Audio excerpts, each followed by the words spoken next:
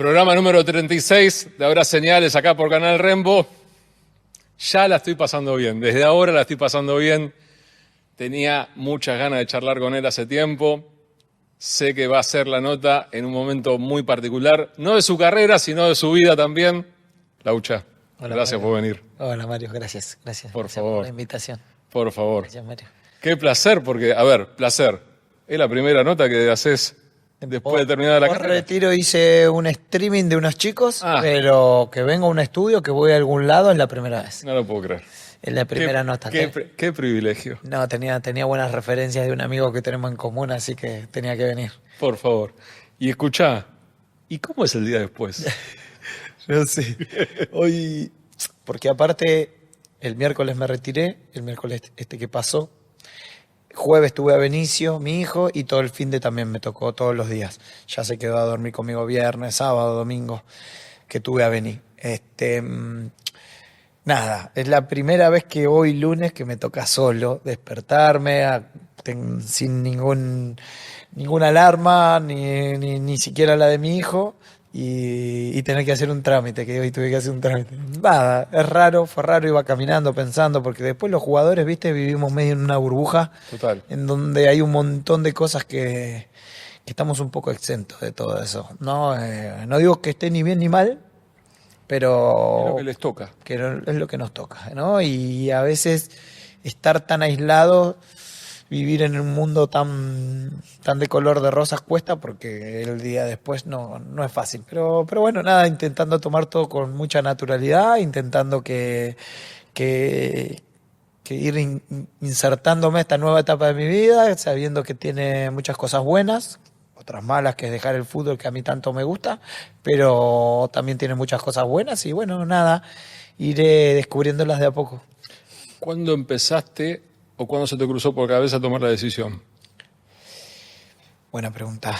Me parece que cuando en el 2023, sí, finales del 2023, a mí se me traba la rodilla en un amistoso que teníamos antes de la última fecha. Yo juego la anteúltima fecha, que es con Racing, que es el día que se retira Pepe Sam. Sí.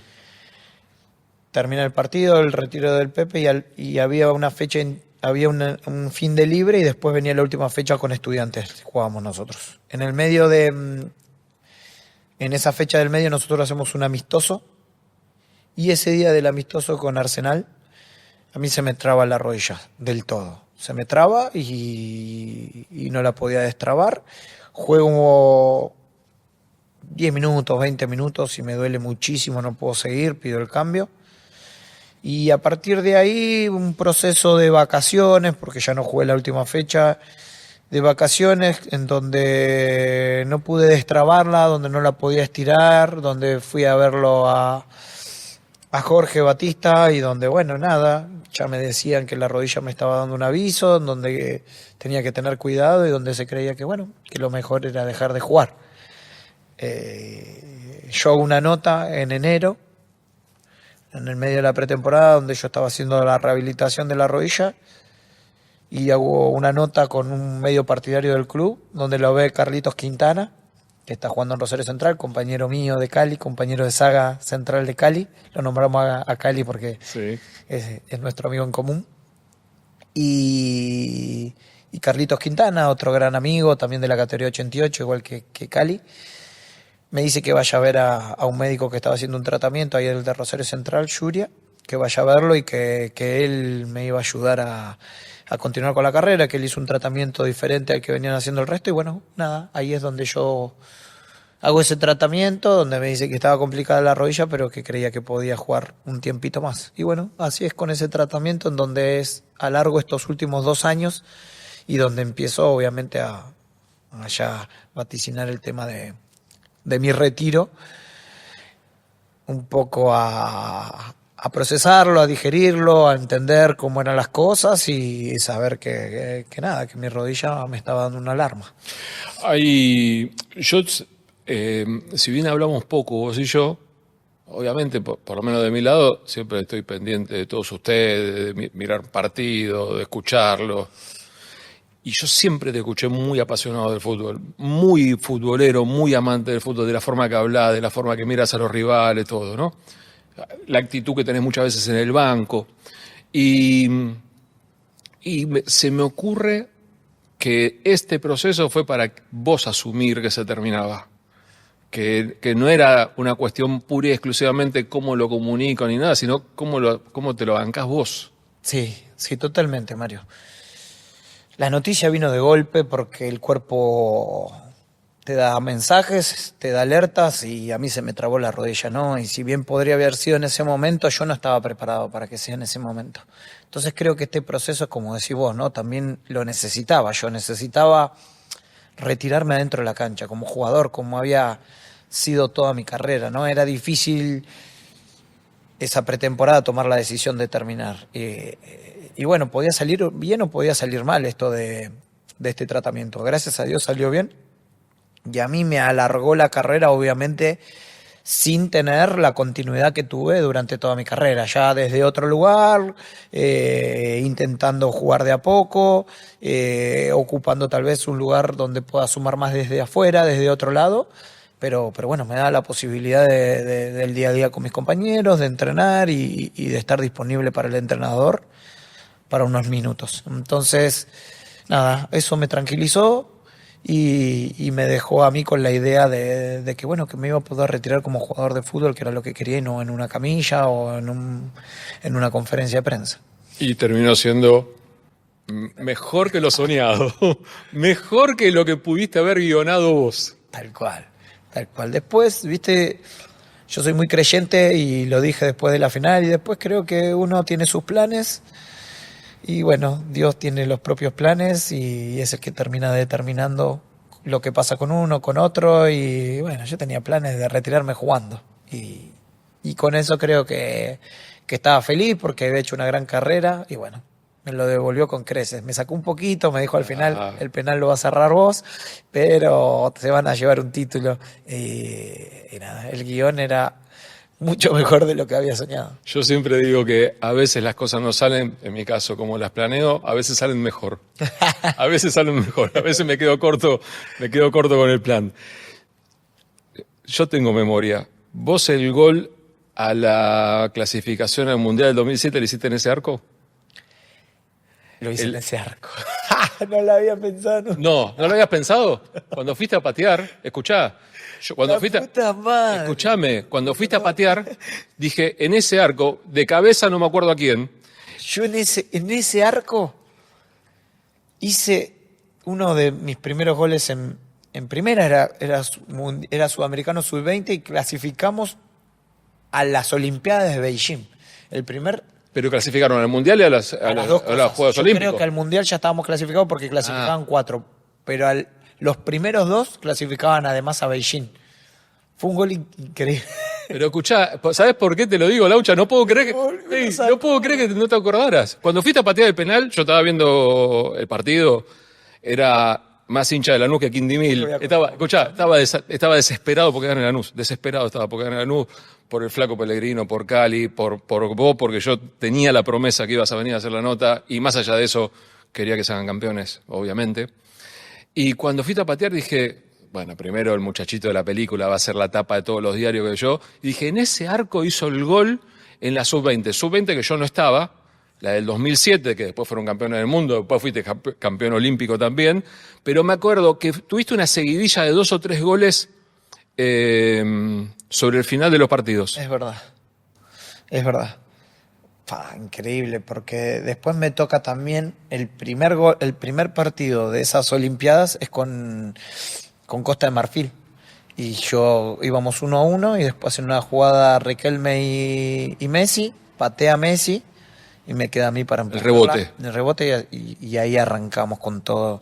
También a lo último, cerrándose ya el partido, terminaba en empate el primer partido y bueno, me toca a mí meter ese gol, pero no lo había pensado. Escuchá, y en el penal se te hizo la lectura de labio. Es más místico eso. No, todo. Estoy rezando. Todo. Pero escuchá, en el penal te pusieron subtítulo de la lectura de labio, que estás rezando, que estás elevando una plegaria. Pero quiero saber qué sentías cuando fuiste caminando desde el centro hacia el punto. Vos sabés que más allá de haberse me pasado toda mi carrera, que un poco pensé, más que pasarse mi carrera, dije, es el cierre perfecto, que eso también me parece que me metió más presión.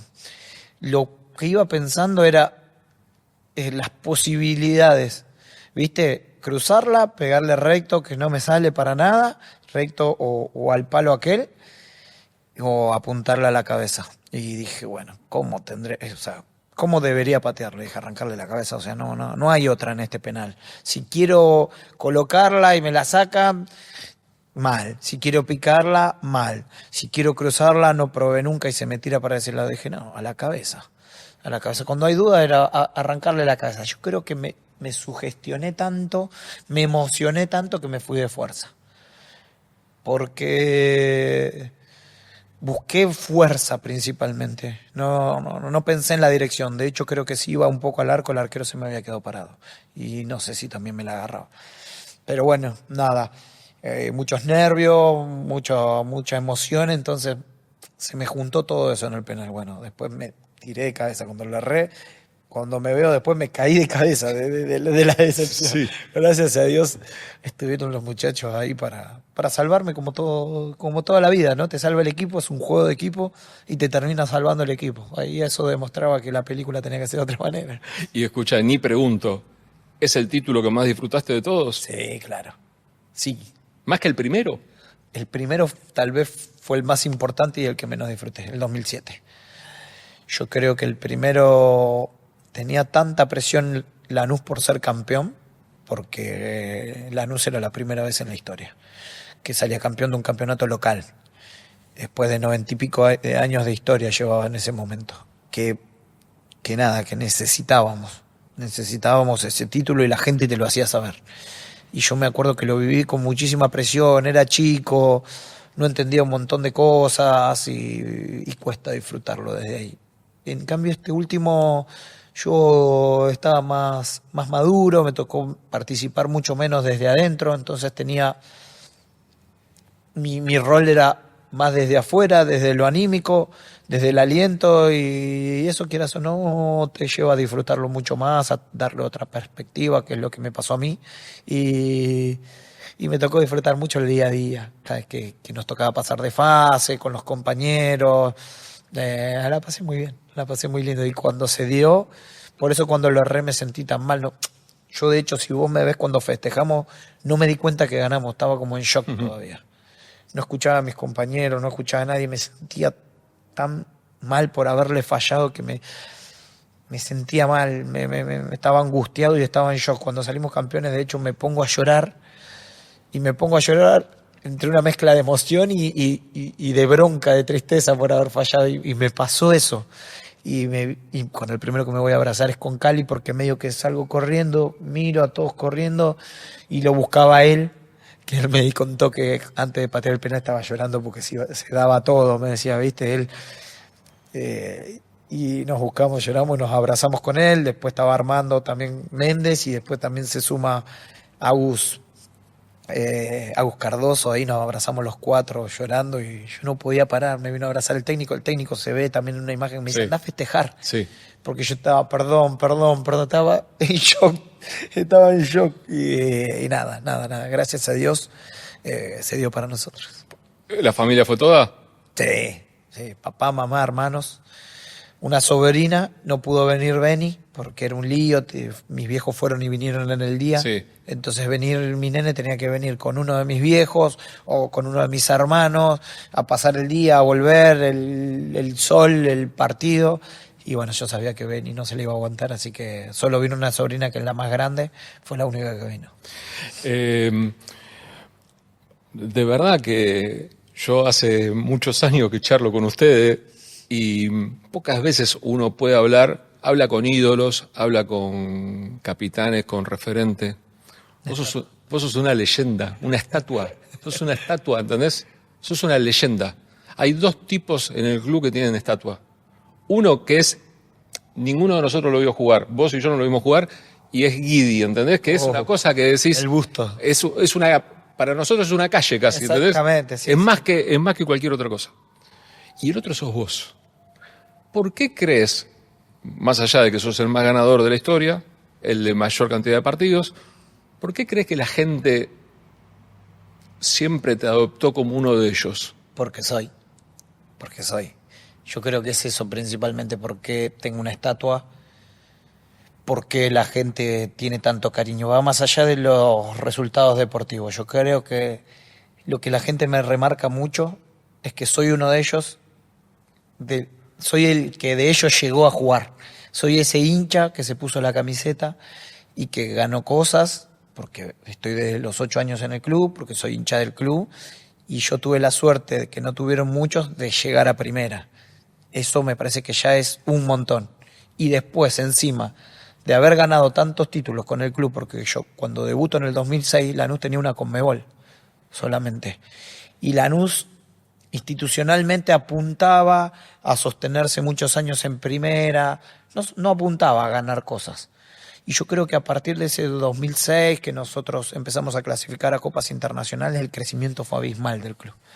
Yo creo que se identifican mucho con eso, con el crecimiento, y después que yo creo que ellos se dan cuenta que yo juego como uno de ellos, en mi carácter, en mi forma de ser, en mi forma de defender al club, en cómo jugaba y cómo daba una nota, cómo jugaba y cómo me desenvolvía fuera de la cancha. Yo creo que ellos se sintieron muy, muy identificados conmigo, y eso es lo que genera que se me haga una estatua por encima del resto, por esa identificación conmigo, me parece. Sí, y aparte, viste que encima con los últimos meses, con la muerte de Miguel, es como que no es que se empezó a poner el foco en Lanús, sino que uno tomó dimensión, digamos. En mi caso en particular, por la amistad que yo tengo con él, yo sé lo que pasó, ¿entendés? Con Lanús, el antes y el después. Miguel me contaba, el primer entrenamiento eran 14 dirigentes, 7 jugadores.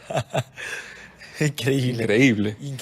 Un reducido con 4 ladrillos, ¿entendés? Y hoy vos ves ese club, ese estadio. Es impresionante. Es una locura. Una locura. Vi ahí ayer el proyecto del de Valentín Alsina, del predio. Impresionante. De acá a 5 años. Eso es Lanús, ¿me entendés?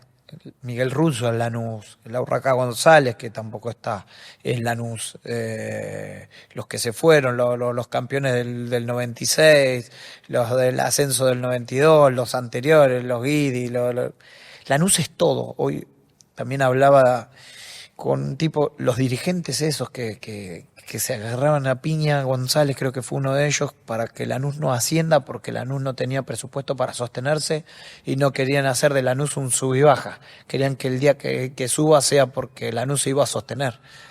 Todo eso hacen que hoy el Laucha Costa tenga una estatua, ¿no? Porque esos son los que les tocó esa etapa brava, esa etapa complicada en la que fueron construyendo los cimientos para que Lanús sea un habitual en primera y empiece a hacerse un nombre a nivel nacional e internacional. Me parece que esos tipos son Lanús, ¿no? Y bueno, Miguel es una figura recontra visible de ese crecimiento, sí, porque él te cuenta cada cosa y él tenía esa mentalidad ganadora, ¿no? Todos te hablan de la mentalidad que tenía, y bueno, ¿qué te lo voy a decir yo, que vos lo conocés mucho? Sí. Era un tipo que vivía para el fútbol. Sin duda. Y hoy, con lo que me decías anteriormente del tomar conciencia y por eso disfrutar más este título, a la distancia, ¿te hubieras ido a Sevilla como te fuiste con un par de años después, digamos, teniendo la mentalidad que tenés hoy? No sé, che. Es difícil la pregunta. Lo único que sí puedo decirte, Mario, es que todo lo que me pasó anteriormente al segundo proceso que yo estuve, que fue cuando volví en el 2013, tanto los 3 años en Sevilla como el año en Racing de Santander, como mi vuelta a Boca, todo fue por algo. Yo creo que todo fue por algo. Fue aprendizaje puro. Me fui muy chico, sí, también lo creo. Si me hubiese ido tal vez más grande, más maduro, creo que me hubiese sostenido más afuera, pero no hubiese sido lo que fui en Lanús. Porque gracias a todo lo que pasó, volví a Lanús yo, con 25 años, muy joven. Y desde ahí no me fui más. Y después sí volví a tener la posibilidad de irme otra vez maduro a México, a Brasil, a otros lugares de Europa, en mis mejores momentos, a mis 26, a mis 27, 28, y tomé la decisión de quedarme igual ahí, porque creo que yo ya había vivido la otra experiencia, no necesitaba irme. Resigné mucho en lo económico, eso sí es verdad. No sé, hoy retirado puedo decir que podría tener otra calidad de vida por lo que resigné, pero no me arrepiento ni un segundo de lo que hice. Todo lo que hice, lo hice con el corazón, tomé siempre la decisión desde cómo me sentía y cómo estaba en ese momento. No me arrepiento de nada. Y bueno, nada, es difícil decirte, hoy con el diario del lunes tal vez hubiese esperado un poco más que madure. Ahora, si vos me preguntase si me hubiese gustado triunfar en Europa o haberme, o todo lo que me pasó hoy en Lanús y todo el cariño que tengo con Lanús, te digo que me quedo con eso. Entonces, la historia termina siendo hermosa por estas cosas que me pasaron. Es re difícil la pregunta y bueno, trato de responderla de que siempre actué con lo que sentía y que mis decisiones las tomé desde el corazón. ¿Y qué fue lo positivo de España? ¿Qué sacaste como positivo hoy a la distancia? ¿De qué te enorgulleces? ¿Qué decís? ¿En qué te mejoró? Bueno, primero me fui a vivir solo, que yo hasta ahí no había vivido nunca solo. Yo me fui con 20 años, sí, recién cumplido, cumplido en marzo los 20 años y yo me fui en mayo, 2 meses después, 20 años y 2 meses. Me fui a vivir solo, yo vivía con mi mamá, con mi papá y mis hermanos. Y nada, viste, la experiencia de vivir solo, de aprender a desenvolverme solo, la independencia esa que a muchos les llega antes, a otros después. Y a mí me llegó ahí y en otro país, con otra cultura, aprender la cultura de ellos y bueno, el profesionalismo que hay en Europa, en ese tipo de clubes que en ese momento, hoy Sevilla está pasando una transición, pero en ese momento jugaba Champions, con el Atlético Madrid, con el Valencia en esa época eran el segundo escalón después del Real Madrid y el Barcelona, ¿no? Entonces es un equipo muy grande, muy competitivo a nivel europeo también. Y bueno, a rozarme de esa manera, de ese nivel competitivo, me ayudó muchísimo, tuve compañeros muy importantes, me llevo muchas buenas cosas. Tal vez en lo deportivo sí me llevo mucho en el debe, ¿no? No tuve esa continuidad, imagínate que no jugué ni 3 partidos seguidos. No llegué a jugar 3 partidos seguidos en Sevilla. Lo mismo en el Racing. Entonces, eso habla de mi falta de madurez. Porque si me lesionaba tanto era porque no estaba bien de la cabeza, me estaban pasando cosas que yo no llegaba a identificar.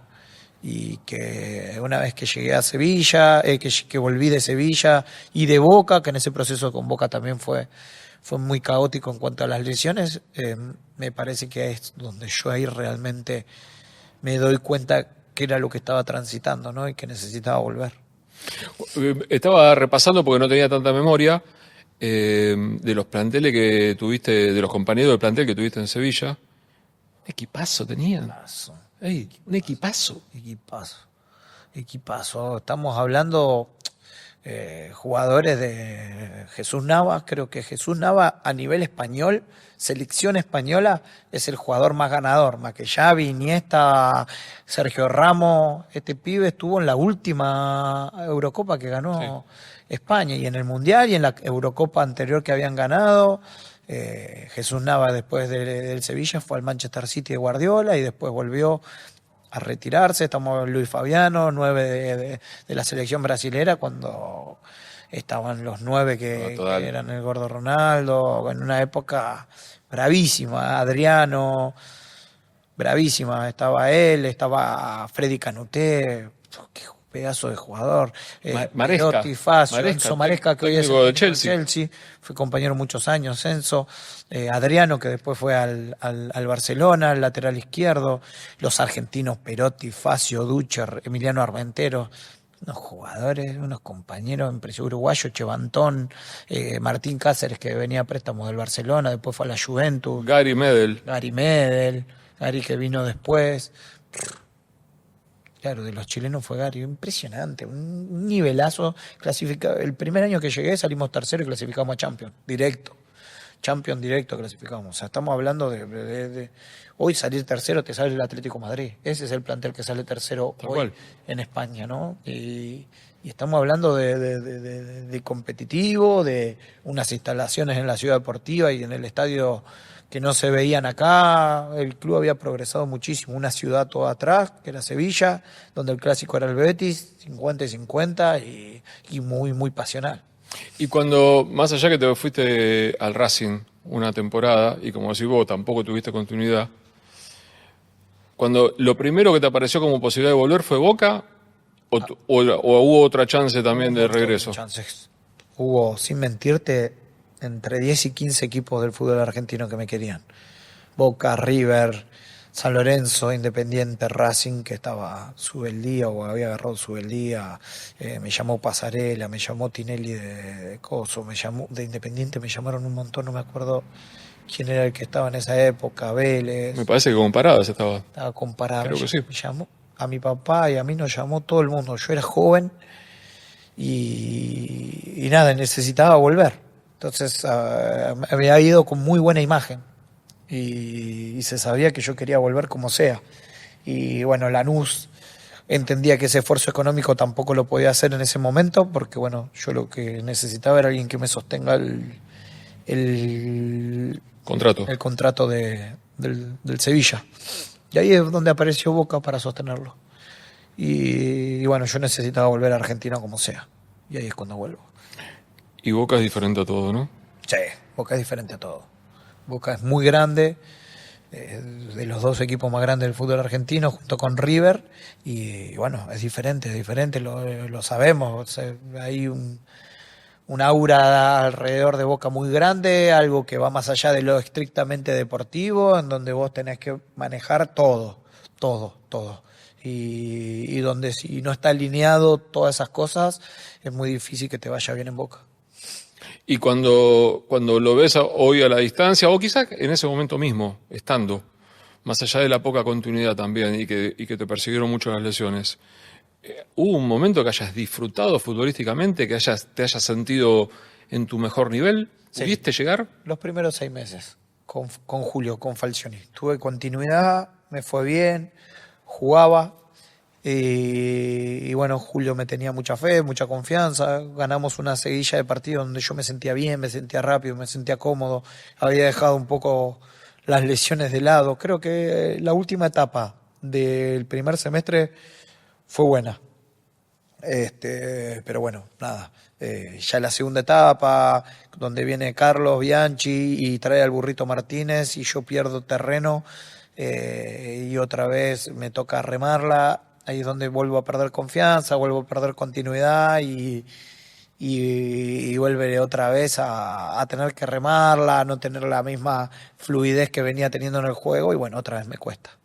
Otra posición donde él me utilizaba, al estar el Burrito, al traer el Burrito que era su jugador, yo por ahí empiezo a jugar más por afuera, incluso me tocó un partido o dos de lateral, viste, era una posición rara para mí, pero bueno, nada. Son circunstancias que me hicieron crecer.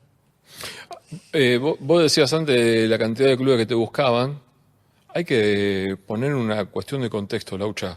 Vos habías sido campeón del mundo juvenil Sí. y campeón de los Juegos Olímpicos. Es decir, algo de mucha repercusión. Para cualquier chico de 20, 19, 20, 21 años, meter esa seguidilla de 2 títulos en el lapso de un año es mucho, digamos. Muchísimo. ¿Entendés? Y aparte con una camada, Nada. sobre todo la sub-20, bueno, Beijing, Argentina desfiló, pero el equipo de Canadá 2007. Impresionante. Y creo que todos esos chicos fueron un poco la base de lo que fue después la selección mayor. Hicieron de base en todos los subcampeonatos que hubo después, ¿no? Y bueno, pocos llegaron a salir campeones de la Copa América como Di María, Messi y Otamendi, tal vez que tampoco estuvo en el proceso de la sub-20 ni de la sub-23. Pero muy pocos llegó, bueno, sí, por ahí el Papu Gómez. Pero nada, me parece que era una camada tan fuerte que después hizo 10 años, 12 años en la selección mayor, ¿no? Estamos hablando de nombres impresionantes. Y bueno, nada, a veces uno cree que la carrera se puede desarrollar de esa manera. En mi caso, que iba a ser todo así. Yo venía de ser campeón en el 2007 con Lanús por primera vez en la historia, ser campeón de la Sub-20, Mundial Sub-20, Olimpiada de Beijing Sub-23, todo eso con 20 años. Y bueno, uno cree que la carrera va a ser de esa manera. Después aparecieron las lesiones y donde a mí me costó muchísimo poder desenvolverme. ¿Y qué disfrutaste más de esos 2 títulos de la selección? Me parece que disfruté más el Mundial Sub-20. Tenía más protagonismo, éramos más todos de mi edad. Nosotros, después de cada partido, hacíamos un quilombo en el hotel. Festejábamos de verdad. Tuvimos también nuestro festejo una vez que salimos campeones en Beijing. Yo salí campeón al mediodía, fue de día, un calor, Sí. hacía en el nido, creo que le decían ese Sí. estadio. Y yo Hace el gol hace gol Di María por arriba. Y a las 6 de la tarde nos estábamos yendo todos a sus respectivos clubes porque al no ser un campeonato FIFA no frenaban las competiciones. Entonces yo me acuerdo que tenía que volver porque nosotros teníamos, me parece que había previa de Copa UEFA y teníamos que volver a jugar eso. O había arrancado el torneo español, una cosa de esa, y yo con Fede Facio, que estaba en ese plantel, a las 6 de la tarde nos tomamos un vuelo a Francia y Francia, o sea, Beijing, Francia, Francia, Sevilla. ¿Y por qué nunca pudiste hacer pie, nunca te pudiste ganar un lugar en la selección mayor? Yo creo que es parte de todo. Mis mejores momentos tal vez era cuando en el 2016-17, cuando sí fui. Fue una época un poco complicada también. Cuando me tocó ir con el Tata Martino primero, no me tocó entrar en ningún partido. Y después fui con Sampaoli, que sí jugué y me fue bien con Venezuela. Pero ese partido empatamos y era un caos la selección argentina. Había un clima complicado desde la gente para con ellos, con el grupo principal que era el que no le había tocado, el que le había tocado perder esas finales. Ellos estaban enojados con esa situación, la aceptaban, porque eso es lo que admiro, ¿no? Siendo quien eran, volvían a ir a la selección, aceptaban esa situación y volvían a empezar. Por eso me parece espectacular el premio que tienen después de ganar cosas, principalmente Messi. Me parece que la remó tanto, peleó tanto contra eso y era increíble cómo se los bastardeaba y ellos volvían y volvían sin ningún reto, ni económico, ni otra cosa. Y yo creo que a mí me tocó también jugar en ese proceso. Fue como muy parecido a lo de Boca. Si vos el contexto no te ayuda, es difícil desarrollarse. A mí el contexto no me ayudó, era todo un lío y no ganamos con Venezuela. Después se jugó un partido con Perú que yo ya no jugué y el otro con Ecuador en la última fecha que empezamos perdiendo. Después los 3 goles de Messi, clasificás a los tumbos al Mundial. Entonces nada, me parece que yo no soy esos jugadores que se salvan solo, no tengo esa capacidad. Hay jugadores que sobresalen en cualquier situación. A mí, yo soy un jugador de equipo y creo que me costó eso, pero sí pude ver el partido una sola vez con Venezuela y estoy conforme con mi actuación. Siento que me fue bien.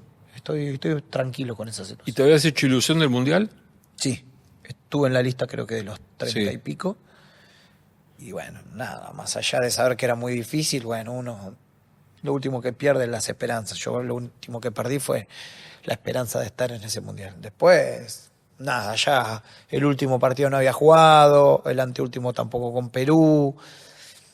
Yo sabía que un poco el entrenador ya se iba a inclinar por otro lado. Lanús habíamos perdido la final del 2017 con Gremio la final. Y eso que quedó del 2018 no fue muy bueno, fue pelear abajo, fue con un Lanús menos protagonista. Y eso me parece que también tuvo mucho que ver.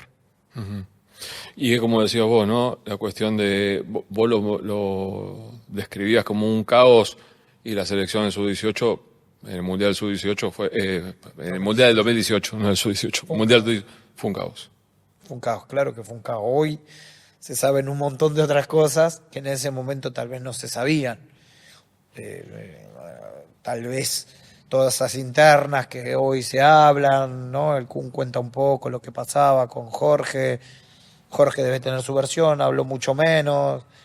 Y los jugadores en general tal vez no estaban conformes y bueno, nada, yo creo que ya había un arrastre cuando estaba yo y bueno, todo ese caos que hay fuera de la cancha siempre se traslada a lo deportivo, es inevitable. Cuando los clubes no están bien en lo institucional, en lo económico, todo se traslada dentro de la cancha y cuando viceversa, cuando todo tiene su plenitud, cuando están bien, los resultados deportivos llegan solos. Y esto me parece que pasó con la selección.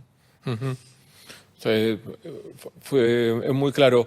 Ahora, hay algo que siempre me genera mucha... les presto mucha atención a la opinión de ustedes, puedo estar en desacuerdo o no, pero es cuando hablan de un futbolista. Y recién cuando hablabas de Messi, lo decías con una admiración, me parece que absoluta. Sí, claro. Es inevitable, ¿viste? Admirar a Leo. A mí me pasa eso con Leo y con el Diego, ¿viste? Tal vez con Messi fui más contemporáneo. Claro. Y con Diego lo vivo más desde ese ídolo que me contaron, que vi por videos, porque sus mejores momentos lo pude ver por video, porque no me acuerdo bien, si bien ya había nacido, no me acuerdo bien de su plenitud como jugador. Y nada, para mí el Diego es una debilidad, ¿no? Por lo que era, por lo que significaba, por lo que hacía, por lo terrenal que era en general, con lo frontal, y me encantaba. Y Leo, no había nadie hacer lo que él hizo. O sea, si es solamente al Diego, vi hacer lo que hizo. Lo que pasa es que él lo sostuvo mucho más años. Sí. Entonces esa por ahí termina haciendo la diferencia. Y de verdad, yo veo que se compara con Cristiano, ¿viste? Y es re difícil, más todos sabemos que Leo es mejor. Para mí es difícil ponerlos en palabras. ¿Por qué? Porque el otro te va con la estadística y tiene una estadística buenísima. Ahora vos ves jugar a uno y a otro, y creo que Di María había dicho, lo que Leo hace es arte. O sea, el otro goleador, un robot, todo lo que había que trabajar lo trabajó y lo hace espectacular. Ahora jamás va a poder ser. Leo es todo. Es goleador, era armador, gambeteador, tenía hasta juego aéreo, perdón, todavía no se retiró, hasta lo tiene. Es incomparable. Yo entiendo un montón de cosas, pero no, lo de Leo es superior a todos y me parece que con el Diego pasaba lo mismo. ¿Y cómo era jugar con él? Increíble. O sea, a mí me tocó en varias etapas jugar con él. En las Olimpiadas todavía él ya era buenísimo, ya era lo que era, pero todavía no tenía el recorrido que había tenido sosteniendo, siendo el número uno, ¿no? Entonces era de admiración, pero bueno, de competir y de estar ahí. Y ya después, cuando lo vi en la selección mayor otra vez, era mirarlo con admiración. Me pasó lo que les pasaba a todos, ¿viste? Él entraba y lo que le pasaba al Diego, ¿viste? Tienen un imán y ellos lo manejan con tanta naturalidad. Para ellos son tipos que son tan inteligentes que perciben que pasan así, ¿viste? Y vos los mirás, tratás de disimular un poco, pero ves cómo se cambian, cómo se mueven, pero porque te atraen ellos, ¿viste? Tienen ese aura, ¿viste? Y bueno, cuando lo conocí al Diego me pasó lo mismo, ¿viste? ¿Cuándo lo conociste?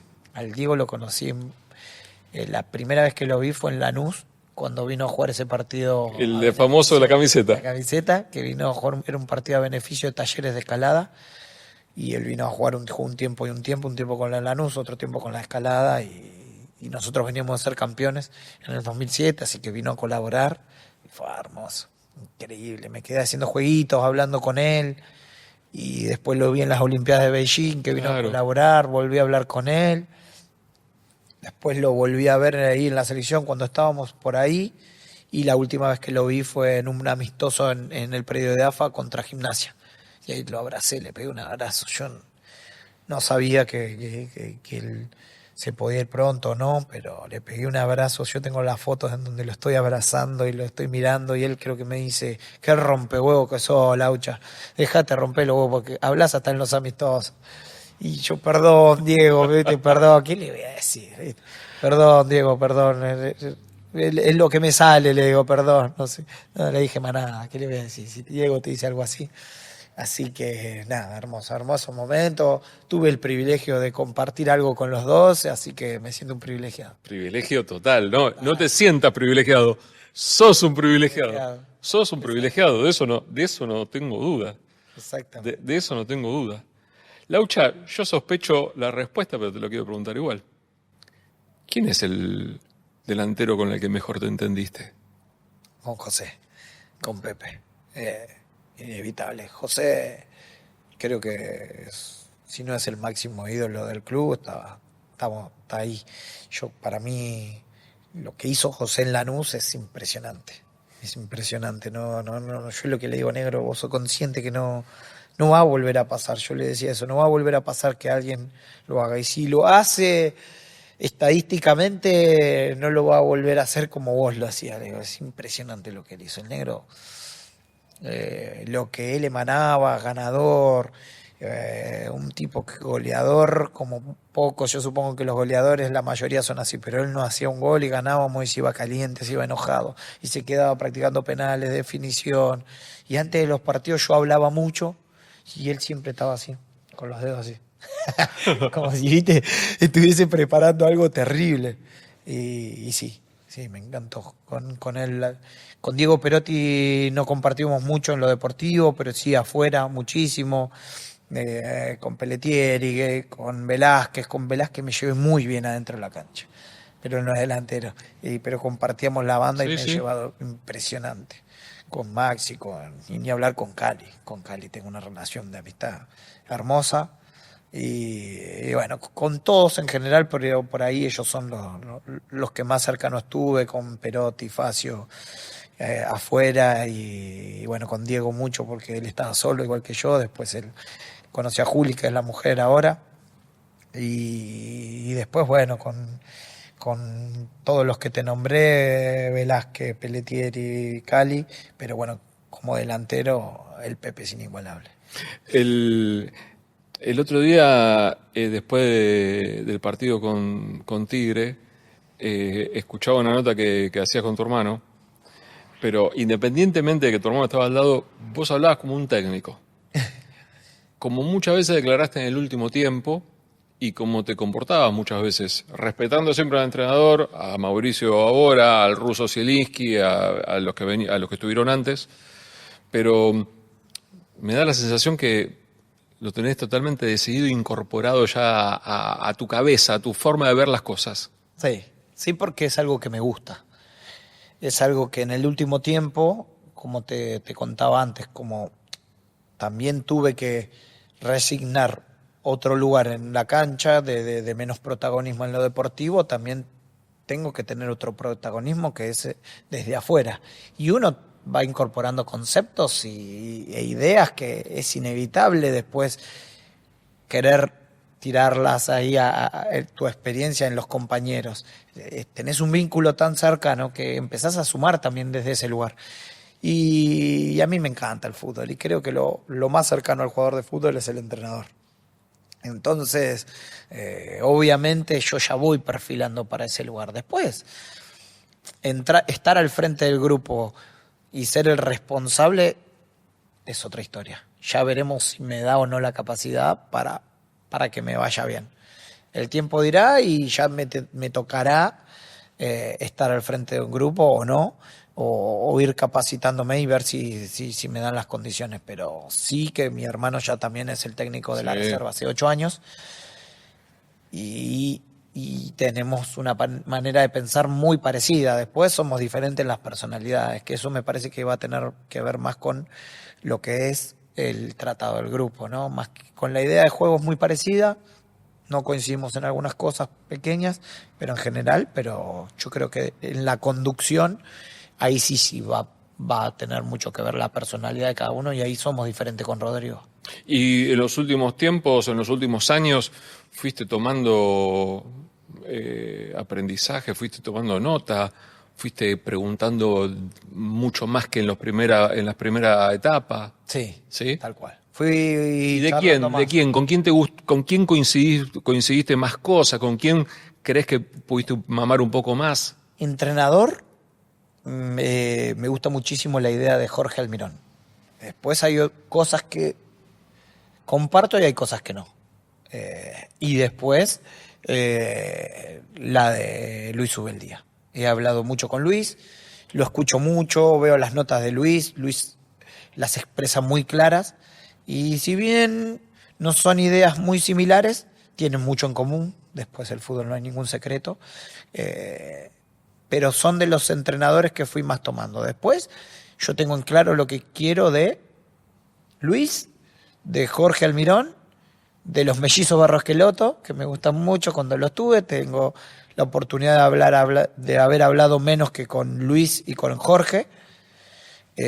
Tal vez con Luis Ubeldía mucho más, con Jorge un poco también, pero me gusta mucho y después fui incorporando mucho del Russo Zielinski, de ahora Pellegrino, de Kudelka, de cuando lo tuve a Julio Falcioni, que se identifica mucho con Banfield, pero yo lo tuve de entrenador, con mis entrenadores en España, de todos fui incorporando algo, pero te digo por ahí los principales que son los que yo tuve más relación post y los que a mí me identificaron mucho con su forma.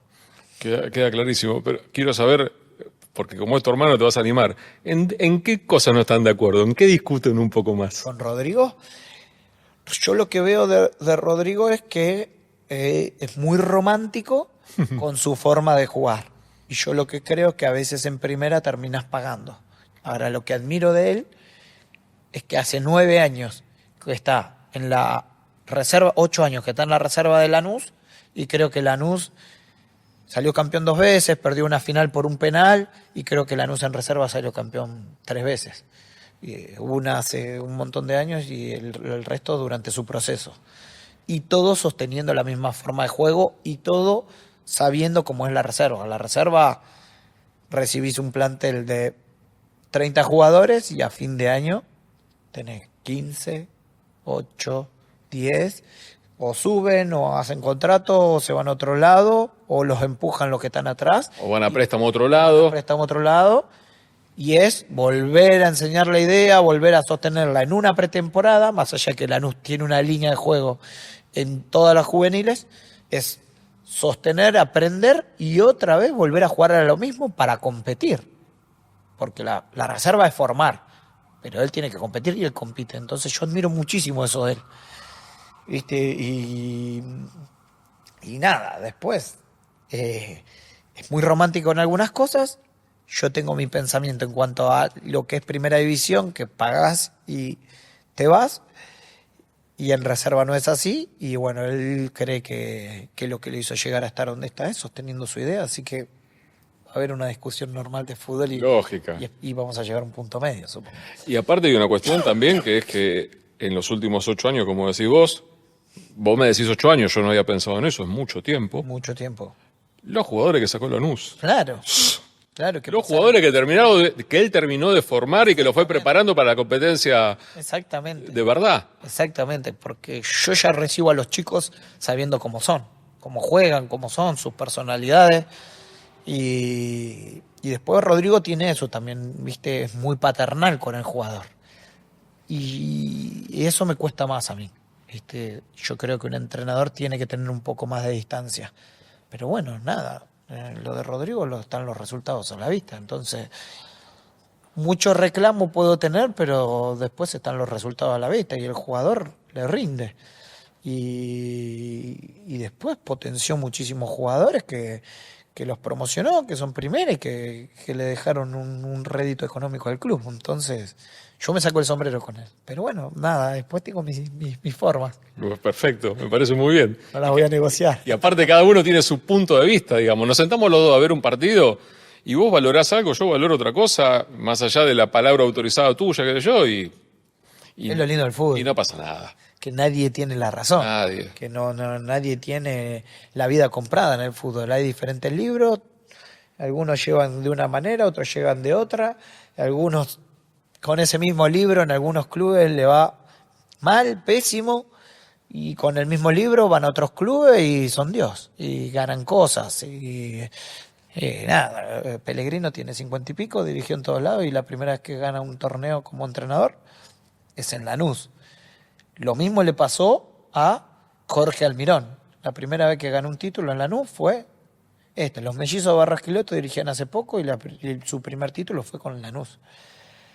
Nada, después hay un montón de formas, hay un montón de libros, pero bueno, llegan al mismo objetivo de manera diferente y en diferentes lugares. Hay formas que son para determinados lugares y determinados contextos.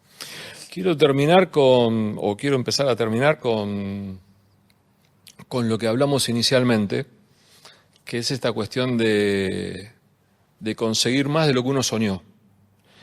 Vos tenés amigos de la vida, tenés amigos que laburan de lunes a viernes, de 9 a 18, que no se dedican exclusivamente al fútbol, esto que decías vos del mundo rosa, ¿no? Para decirlo de alguna forma. Sí.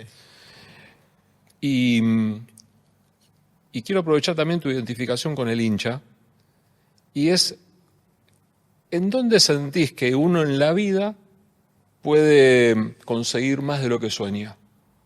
Porque hay veces que a veces uno se tiene que animar, a veces uno cree que no va a poder, cree que no vale la pena, cree que el esfuerzo te queda muy lejos todo y sin embargo, si uno le da, puede conseguirlo. Y ustedes muchas veces, viste que muchas veces lo llaman para charlas, empresas, contá tu experiencia, tus vivencias. Vos estuviste lesionado mucho tiempo, te costó un montón. No sé qué se te habrá cruzado por la cabeza, si dejar, si no dejar, si vale la pena, no vale la pena. Sí, a ver, Mario, yo creo que esto nos pasa en diferentes ámbitos de la vida. Yo creo que a vos también te habrá tocado pasar un proceso. Hoy te veo en este estudio, te veo con una carrera sentada, haciendo este tipo de notas, pero me imagino que no fue siempre igual. Tus inicios habrán sido de remar, de viaje, una historia de superación seguro que hay. Yo creo que en cada historia hay una historia de superación. Entonces esto para mí es un mensaje para el que cree que no va a conseguir nada. Yo creo que no hay nadie que le haya sido todo tan sencillo para conseguir. Debe haber excepciones, no tengo ninguna duda. Pero yo creo que en general el que consigue cosas es superando obstáculos, levantándose con cada golpe que te da la vida, siguiendo para adelante. Nada es fácil de conseguir. Y lo que conseguís fácil, se va fácil. Me parece que uno también aprende a valorar las cosas cuando cuestan conseguirlas, cuando hace un sacrificio grande por conseguirlas. Por eso me parece que el mensaje en general es que para conseguir algo es difícil el camino y que cuando te caes la única salida que hay es levantarse y seguir para adelante. Ese sería mi mensaje porque seguramente vos tenés una historia espectacular, Mario, para estar donde estás, para ser un periodista reconocido como lo sos. No te habrá sido fácil. ¿Cuántos hay queriendo? Yo el otro día fui a hacer una nota ahí al círculo de periodistas. Sí. Impresionante. Debe haber más que convocatoria que jugadores para probarse. Y el embudo es chiquito. Muy chiquito. Y a esta altura tuya de hacer este tipo de notas, llegan muy pocos a vivir de esto o no. Sí. Entonces me parece que debe haber una historia de lucha, de superación en cada historia. Y yo tengo amigos que son ejemplos de eso, de historias de superación, de lucha, en donde hoy viven en plenitud, viven bien, donde han logrado muchas cosas y donde están tranquilos con todo lo que dejaron. Me parece que la vida en general se trata de eso, de levantarme, de seguir, de recibo un golpe, resiliencia y sigo, ¿no? Entonces yo trato de mandarle un poco ese mensaje porque yo veo que cuando alguno cuenta una historia todos tienen algo para contar. Siempre. Y escucha, porque también en varias oportunidades te he leído y escuchado de la humildad de tus orígenes, de tu familia. Sí. La vida de tu hijo es más acomodada que la tuya de cuando empezaste, de cuando tenías su edad, muy chiquitito. Muy diferente. Muy diferente. ¿Cómo lo vas a administrar? ¿Cómo lo vas a manejar? Qué difícil es eso. Porque vos le podrías dar todo, pero se me ocurre que algunas cosas le debes querer decir que no, ¿no? Uno intenta enseñarle. Uno intenta enseñarle. Después es muy difícil, ¿viste? me parece que iré aprendiendo sobre la marcha. Él se irá golpeando de la otra manera, al revés, cuando entienda que la vida va por otro lado, que no tenés todo. Que cuando él crezca y vea que la realidad de salir a buscar un trabajo o ir a estudiar va a cambiar a la que cuando era chico y tenía todo servido, ahí va a estar en donde uno lo educó, como uno lo educó, y va a tener las bases y va a entender muchas otras cosas que hoy con 7 años tal vez no entienda cuando le decís que no y supongo que va a pasar al revés. A mí me pasó diferente, a mí me pasó de no tener nada y también entendí que para tener algo me tenía que forzar, me tenía que meter, me tenía que forzar y mis viejos hicieron mucho hincapié en eso. Hicieron mucho hincapié en ser responsables, en tener continuidad en lo que uno haga. Yo, si bien hago mucho hincapié en esto con Benicio, Benicio hoy para mí no lo entiende, porque lo tiene igual. Sin esfuerzo lo tiene igual. Pero va a llegar un momento de la vida que va a necesitar esto y va a ser crucial y ahí va a estar donde va a tener que poner en práctica toda esta enseñanza. Está clarísimo. Como te lo dijo Diego, te lo voy a decir yo también. Qué rompehuevo que sos, Laucha. Mirá que fuiste rompehuevo, mirá que protestaste. No sé si en algún momento te mirabas y te daba vergüenza. Claro. Te hablo en pasado porque ya terminó la carrera. Sí. Si te daba vergüenza, si decías, no, por favor, la última. Si alguna vez le tuviste que pedir disculpas, me imagino que varias veces a los árbitros, al cuarto árbitro, Sí, a los líneas. Sí, me pasó muchísimo de verme desencajado y que mi familia me diga, boludo, ¿qué te pasa? Te transformás, ¿viste? Porque se te cambia la cara ¿viste? Y vos después te ves y decís, "Fua, que". Pero ya me conocen. Si hay algo que me caracterizó durante toda mi vida, mi carrera, es que no cambié la esencia. Siempre, desde chiquito, me ponía a llorar cuando perdía y jugaba, íbamos perdiendo y jugaba llorando y hablando y peleando viste, y metía con todo así. Y ahora, sin llorar, en lágrimas, pero llorando desde otro lado, seguía haciendo siempre lo mismo. Me queda espectacular el mote de llorón, porque es así, ¿viste? Me queda espectacular. Pero después desde otro lado digo, pero sí, yo conseguí las cosas así. Yo conseguí las cosas discutiendo, llorando, protestando, pero haciendo. Era lo que siempre me decían los chicos. Vos protestás, vos quejate, pero hacé, jugá, no te salgas del partido. No, quédense tranquilos que a mí me concentra, eso me mantiene activo, me mantiene alerta, concentrado. Yo discuto, pero me mantengo bien, porque es algo que hice siempre, de manera natural. No es algo que esfuerzo y que a mí me corre del eje. Así que, nada. Si bien había veces que no me gustaba, que me miraba y decía, la puta madre, ¿qué estoy haciendo? Es lo que fui siempre y no puedo renegar de eso. Laucha, te admiro, te felicito por la carrera que hiciste. Para mí un placer que te hayas tomado el rato de venir, sobre todo porque me prometiste que ibas a venir y no dudé un segundo. Y nada, aplausos por tu carrera. Bueno.